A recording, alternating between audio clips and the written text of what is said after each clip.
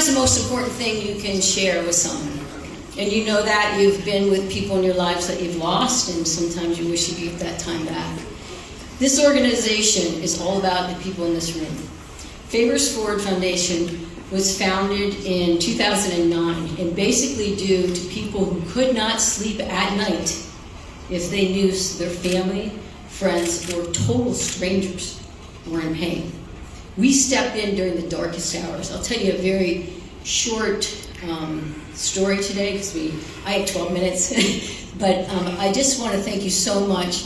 And what I love the most about Lycoming College, and we have the president here with us today, is that the role modeling that happens at this college creates a whole new generation of community servants.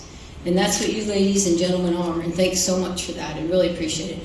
So Favors Forward embodies the belief that when a community unites and lifts up its most vulnerable members, it creates a rippling effect of healing, empowerment, and shared humanity that enhances the health and strength of all of us. The goal of Favors Forward has always been to serve for a bridge and a lifeline, connecting individuals and families facing hardships that are truly the darkest in their lives, connecting these individuals and families to volunteers like yourselves, and also to Health and Human Services. We all know in this room, we do not judge, because for the grace of God go I. The families that we work with were full-time, very wealthy 2 years ago, and a death in the family devastated them. A fire, a child that was ill. So we never make judgments. Basically, we serve them where they are. We try to move away the barriers, and we call in people like you, because that's what you want to do. That's what you do, you serve. So this community has earned this award today because of the quiet, unrelenting commitment to humankind. We are a very low budget. We have a free guitar player. We've got amazing athletes here. We've got Children Youth Services. We've got the YWCA, the YMCA. We have leaders in our community. We have the president of your university here today. So that's a commitment they have for not a penny. Due to your generous support of these donors I'm going to mention in a minute, 100% of everything our donors do goes directly to the client. We're very low income. Where's Barb Urban? She's our executive director. Put your hand in the air, would you please? Give her a hand if you would. Yeah, Barb. She's like 60 years old. And so what we do, Barb is like a clearinghouse. The first thing we do when we get a concern with a neighbor that needs something, we first try to hook them up with Health and Human Services, and then we call you in. So cleaning houses, our board of directors, I call them our quiet heroes. Lori Sullivan, put up your hand. Mary Geis is here.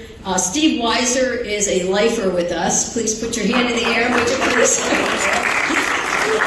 I saw Shanice Freeland. Shanice is an executive director. Put your hand if you would. Here's a story about Shanice very quickly. She coordinated our Adopt a Family project.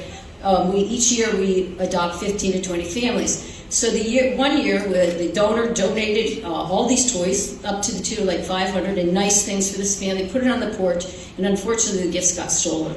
Shanice went out that day, rebought, and made sure that family had Christmas. So that's the kind of people that we have on our board of directors. Jim Weir is our accountant. He couldn't be here tonight. He's not feeling real well. And Lori Wanop is incredible, and she is in Florida helping a family member. Of course she is. So these people are a think tank. Our sponsors and our partners are the ones that really help fill those critical needs, help support our executive director. The rest of the volunteers help the people that we get referred to us. Children Youth Services is here today. Matt Salvatore, where is he? Look him in the back. Give that guy a hand of applause. Children Youth Services, I'm a foster mom, and I know what they do.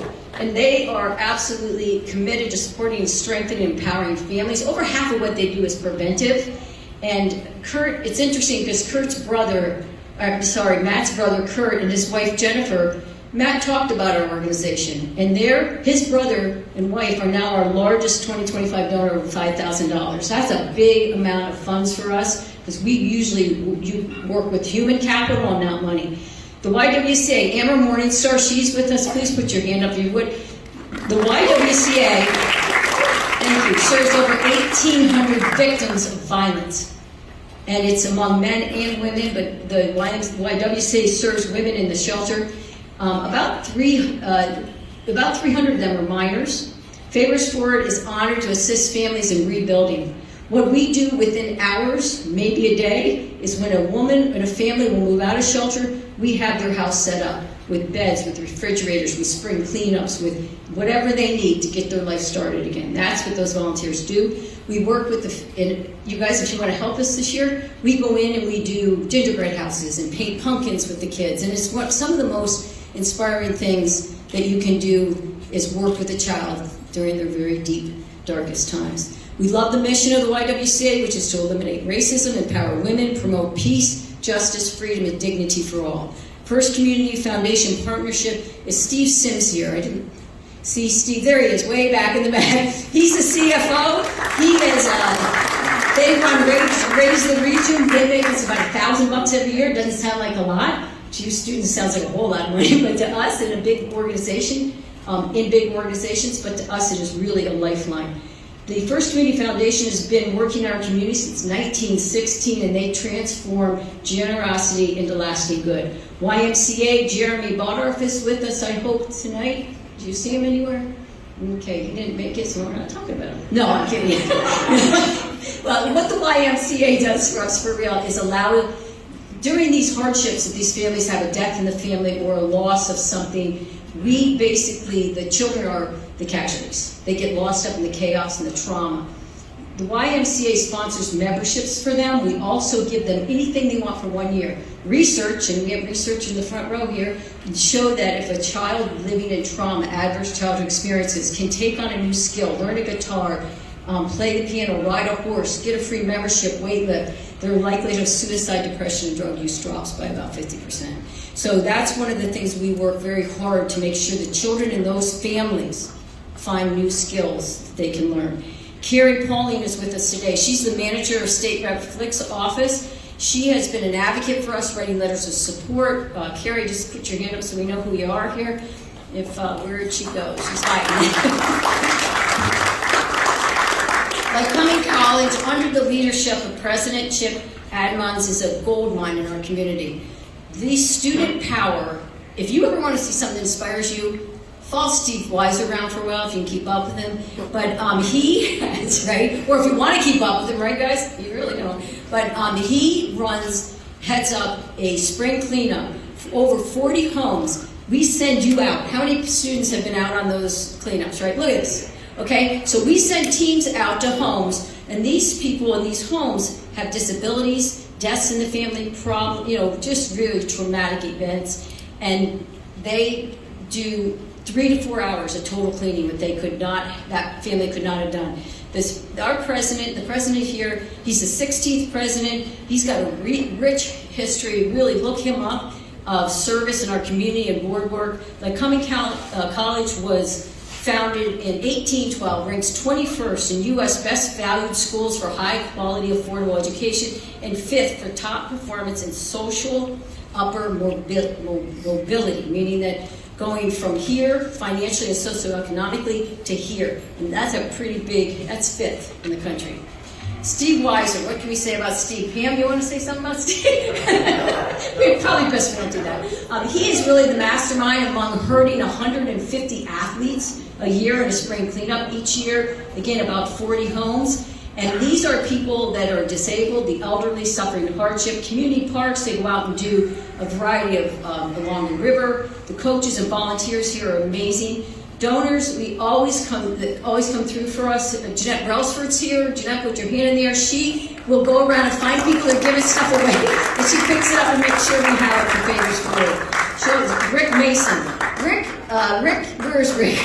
Rick is incredible. So we send out an email blast, okay? And we say, but there's this gentleman, he drives truck, he can't get his truck registered, there's some stuff it needs. Within seconds, Rick goes, oh, and a person that's a pretty expensive bill. He had it paid for us within moments. A woman whose 2 kids have asthma, air conditioner broke, so we sent out an email blast. Within an hour, I think, Barb, Rick had already paid for a new air conditioner for her. That's the kind of people we have. Pam and Steve Weiser, they give until it hurts. I can remember them going into a house, and we do the family Christmas, and they went in, and the family didn't have a nice enough Christmas tree, who'd thought? So they go and buy a Christmas tree and take it to that family, on top of all the gifts they got them. That's the kind of people we have. Shanice is our executive director, served thousands of families. She is just remarkable. Mike Clark is here, head coach for football. Where'd he go? We have him. He is a model and encourages students to serve in our community. Frank Pellegrino, is Frank here? Frank is about the most generous person you're going to find. He's at Lycoming College. Where are you? Okay. So he's a grad. He's on the board of trustees. He's generous. He basically provides the tools. Joe is here, sports director. So that's okay. John Schwen is men's soccer coach. Where is he?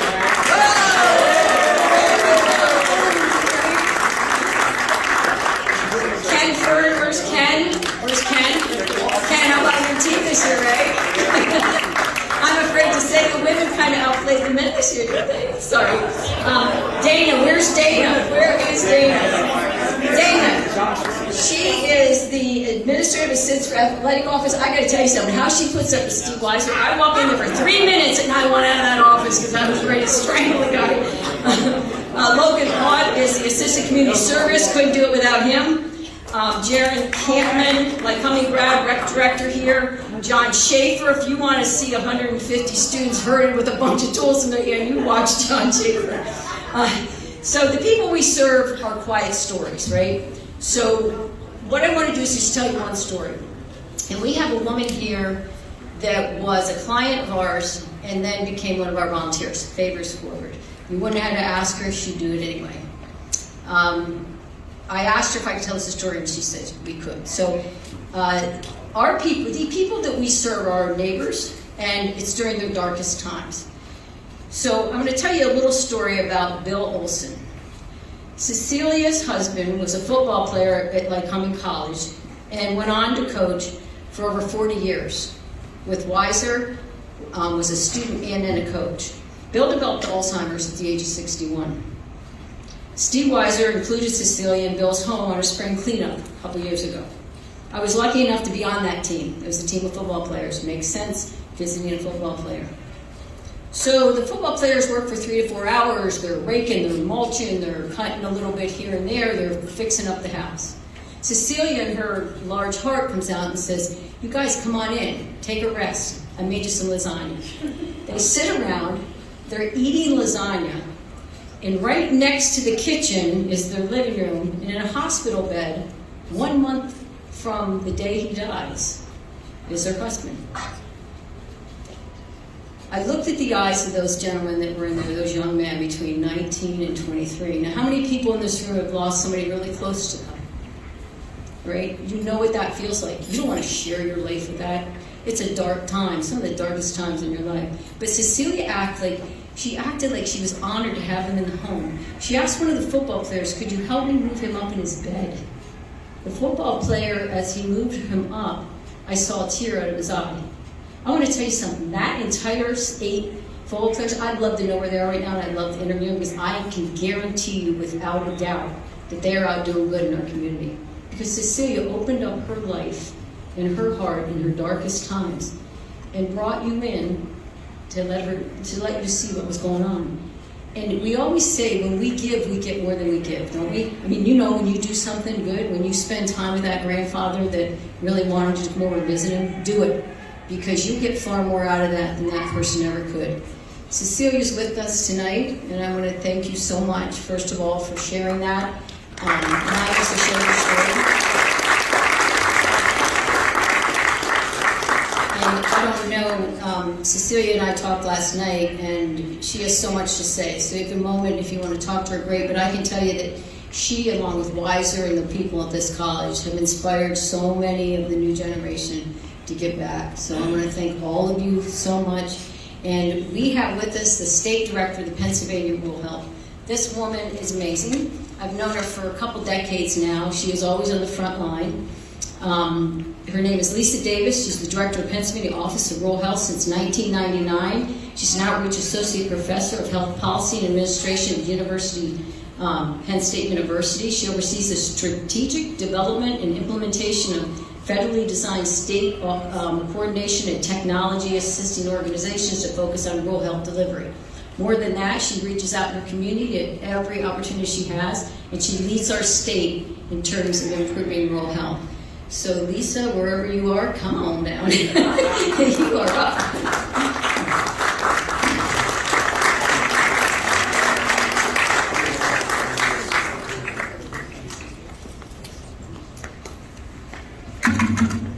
Hi everyone.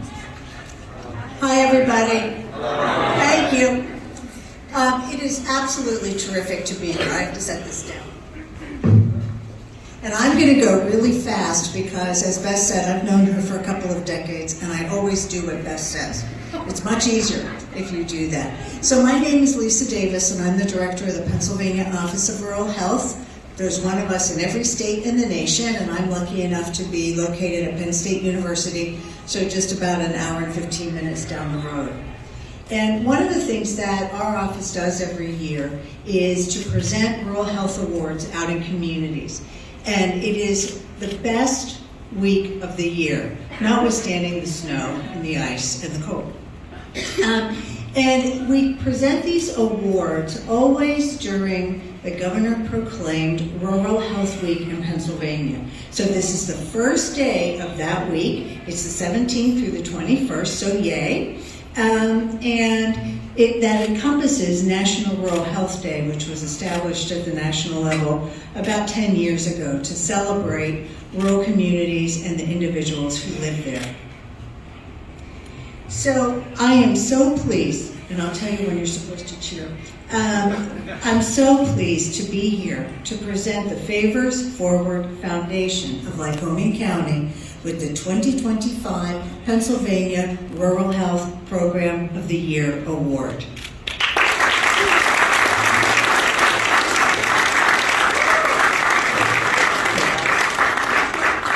This award recognizes an exemplary health program that addresses an identified need in a rural community using unique, creative, and innovative approaches. This nomination was submitted, not surprisingly, by Beth McMahon, who's the president and founder of Favors Forward Foundation. And she wants always to celebrate the foundation and was very clear that the foundation exemplifies the spirit of the Rural Health Program of the Year Award through its compassionate, creative, and community-driven approaches to addressing health and human service gaps in Lycoming County. And as she said, the Favors Forward Foundation's programs have transformed countless lives and built enduring community partnerships that have proven that a genuine human connection is the foundation of lasting rural health and resilience. So as many of you know, the foundation was established in 2009 in response to state and local budget constraints. And the foundation is a cornerstone of hope and strength for the region. At its heart, Favors Forward serves as a bridge and a lifeline, connecting individuals and families facing life-changing hardships such as illness, disability, domestic violence, homelessness, job loss, or the death of a loved one, with volunteers and community resources ready to help. What makes Favors Forward truly remarkable is its ability to respond rapidly, often within 24 hours of a referral, ensuring that immediate needs are met before families spiral into deeper crises that can lead to chronic health issues, heightened stress, hopelessness, and long-term financial struggles. And this rapid response system provides the critical support that's needed, including basic needs, supplies, transportation, home repairs, food assistance, and prevents deeper instability that can result in homelessness or prolonged health decline. And as you have heard, we have a number of the volunteers who have worked with the foundation, and they bring a wide range of skills, including youth support and skill building, cooking, cleaning, home repair, tutoring, transportation, the donation of essential goods, and allowing the organization to meet physical, economic, and social barriers to care. Clients undergo a thoughtful process that includes needs assessments, background checks, and referrals to local health and human service agencies. by engaging local partners, including many of whom are here today, children and youth services, women in homeless shelters, schools, churches, businesses, youth development, organizations, and civic leaders in planning and evaluation. Favors Forward ensures that each initiative reflects community priorities and sustains long-term impact. And you know that the foundation has served hundreds of residents annually, helping them navigate crises while preserving dignity, stability, and health through specialized programs such as the Partners to Promise Youth Initiative, the Adopt a Student Back to School Initiative, the Adopt a Family at the Holidays program, and the annual Spring Cleanup Partnership with Lycoming College. The foundation addresses the broader social drivers of health that shape well-being in rural communities. At its core, the foundation embodies the belief that when a community unites to lift its most vulnerable members, it creates a ripple effect of healing, empowerment, and shared humanity that enhances the health and strength of all, ensuring that everybody wins. So many congratulations.